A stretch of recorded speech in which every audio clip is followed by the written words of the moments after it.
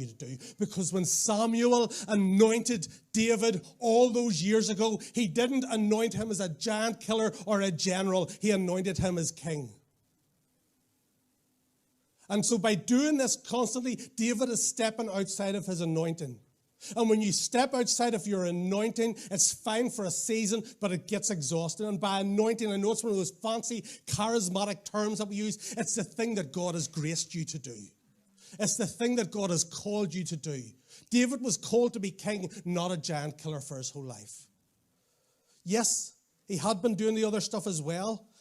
He'd been doing the king stuff, but he took on the king role without letting go of all the other stuff he'd been doing before that. And it's exhausted him and it's worn him out. And basically what they're saying is, David, we want you to focus on what God has gifted and graced you and called you to do, because that's where you're the most benefit to us. That's where you're most effective. And if you keep doing all this other stuff, you're not going to have the energy or passion for this stuff.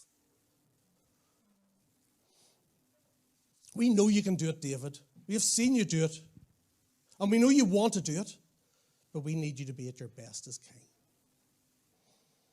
And some of you, the greatest gift you can give your family is a healthy you. It's not doing more activity. It's not being busier. It's not adding more stuff to your life. For some of you right now, the greatest gift you can give the people who love you most is a healthier version of you. A version of you that's not torn in 42 different directions, but a version of you who's present with them, doing the things that God has called you to do. There's a lot of things that you can do. There's a lot of things that you could be doing. But I would ask you in this season, what is God calling you to do? Maybe you're good at other stuff. Maybe you've had success at other stuff in the past. Maybe everybody talks about how great you are at other stuff. But what is God calling you to do in this season? Don't assume it's the same thing as it was 3, 4, 5 years ago.